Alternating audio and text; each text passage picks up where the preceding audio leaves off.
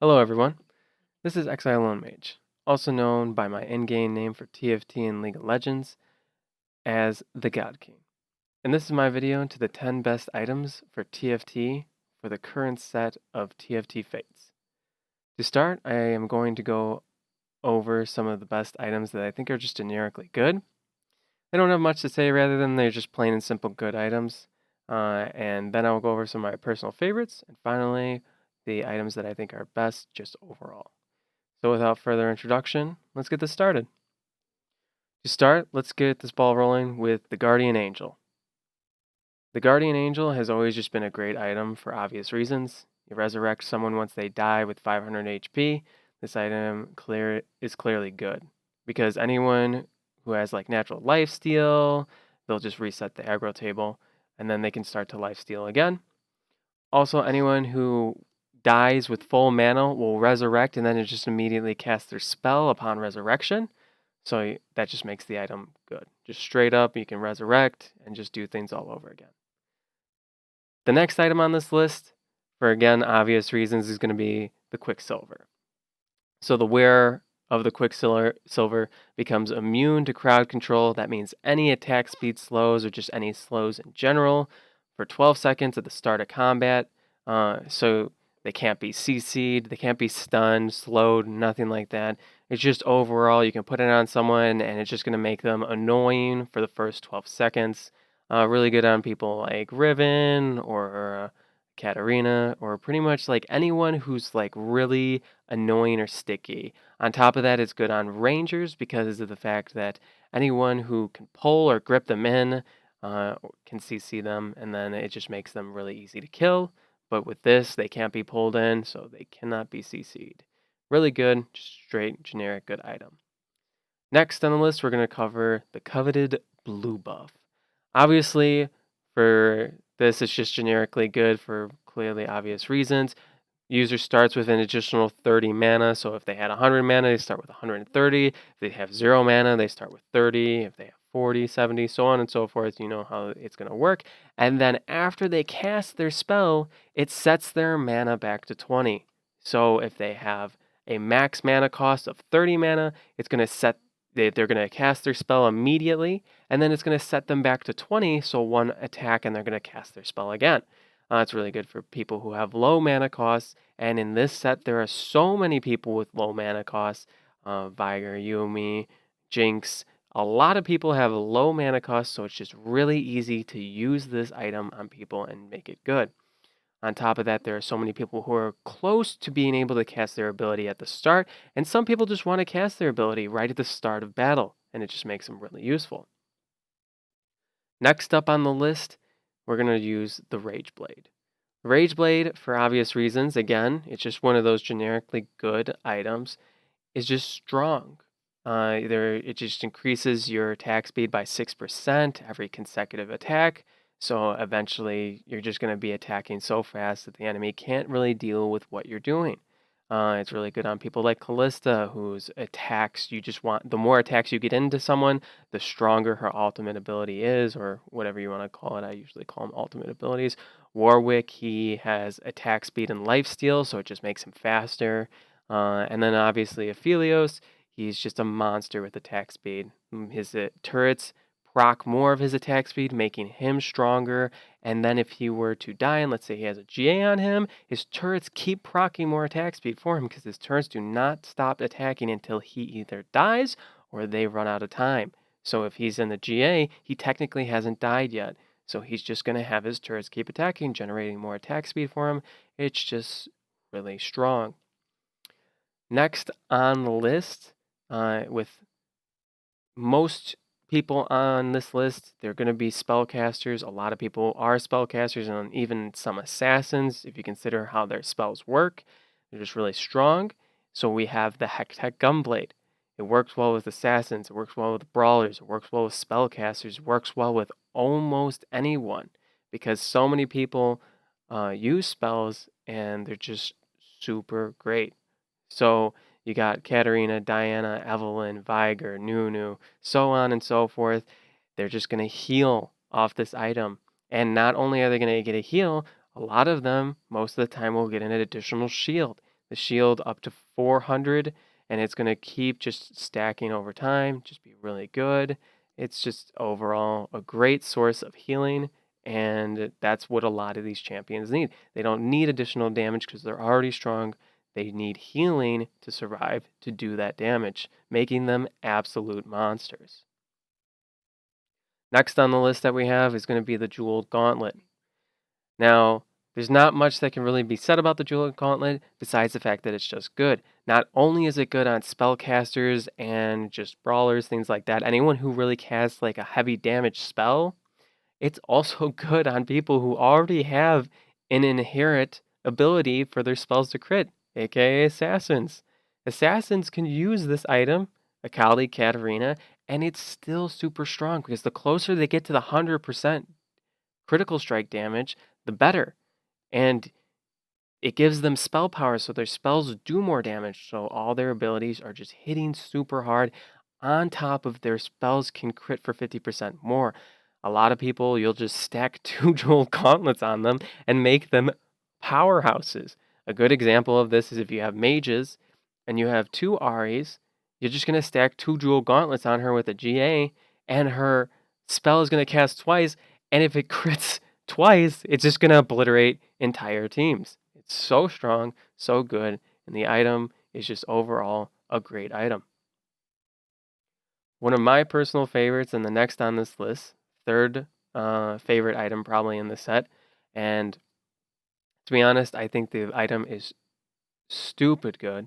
There's nothing in this, in my opinion, wrong with this item. I don't see any downside to having it. You can put it almost on anyone.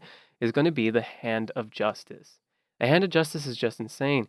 It allows the users attacks and or healing.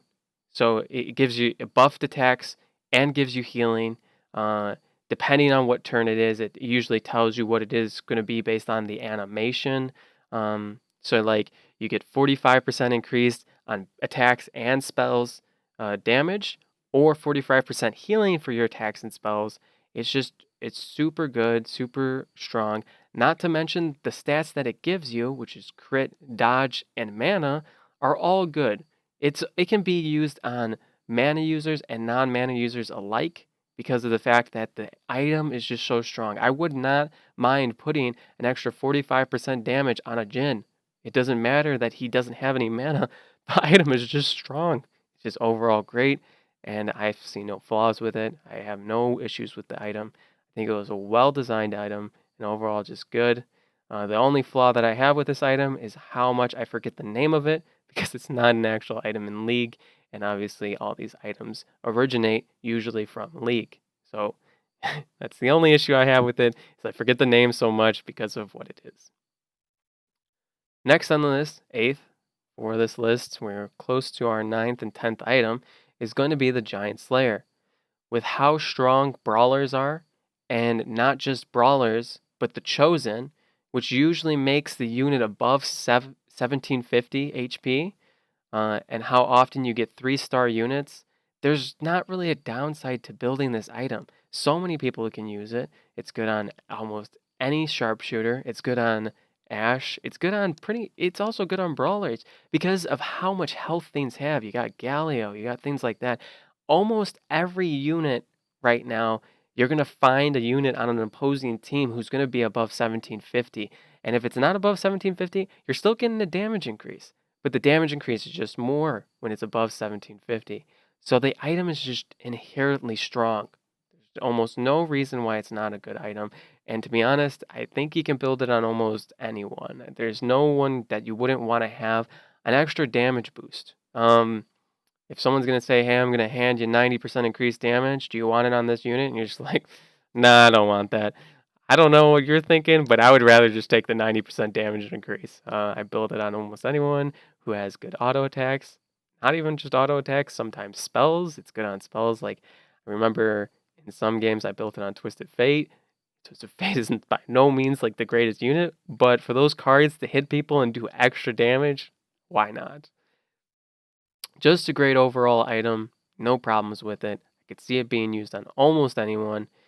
I like it, and I hope they don't change it. The only thing I do hope they change maybe and this is just a maybe, is its relevance is super high, so maybe they have to increase how much the HP cap is for getting the extra damage, but who knows? We'll have to see.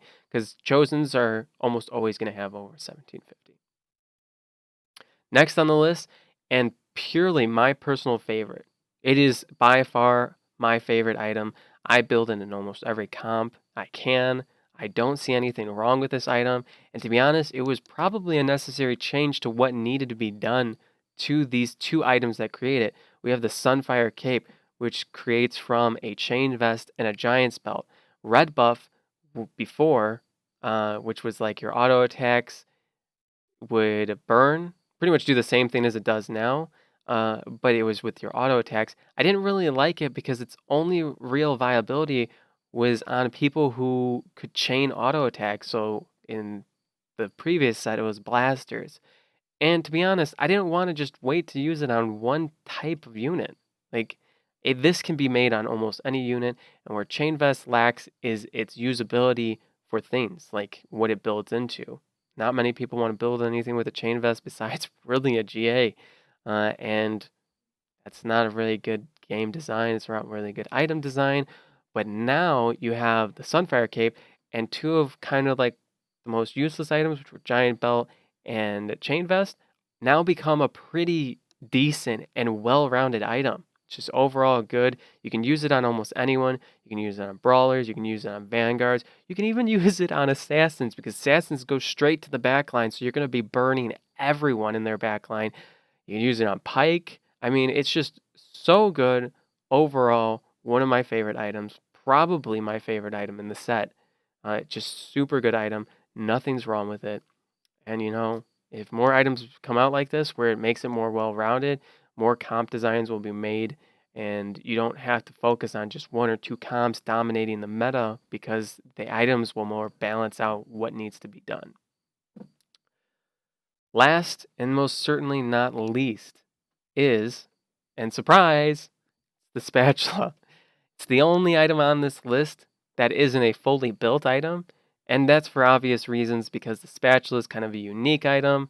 It doesn't really fall into the category of like you need to have a specific thing for it because it can build into anything that you want it to. Chain vest or giant spells or BF sword, you can't really say those are good items because like they can build into pretty crappy items, but the spatula doesn't really ever build into something like super crappy because you can almost fit it into any single comp. You can build it into Dusk, Divine, Vanguard, and not only can you build it into those types of things, not saying those are the only good ones, but things that are requiring to get their max component, aka 8 Duelist, 9 Elderwood, 9 Warlord, you need a spatula to make those comps. Not only is it used to make those end game comps some of the strongest comps in the game, it's also used to just make an extra unit for your team. You need 9 units. You don't have the gold to get the 9th unit. Here's 2 spatulas. Go ahead and make a Force of Nature. There's your 9th unit. You don't have to spend the gold. Really, like, obviously it's hard to get 2 spatulas together, but if you get it, it's just always well-rounded. You'll see some of the games that I ever post, they're going to have where I just get 2 random spatulas. I get a 9th unit or a 7th unit or 6th unit, wherever I may get it, and it's just so good. It's just so good to have. An extra unit on your bench, not on your bench, sorry, in your game is always going to be good for you. It's never going to be a downside. You're not going to be like, oh my God, I have 7 units now. This is terrible. It's always going to be good, always going to be well-rounded. And that's it for this video for the most part. If you liked what you saw, go ahead and leave a like and subscribe so you can see more of my future content. On top of that, what do you think of the list? Do you guys like it? Do you not like it? Are there any items you would replace? What would you replace them with? What would you cut? What would you add? Why would you do that? Go ahead and leave it in the comment section below and let me know what you think and what you want to see in the next video. Anyways, that's it for this video, guys. Thanks for watching. Bye for now.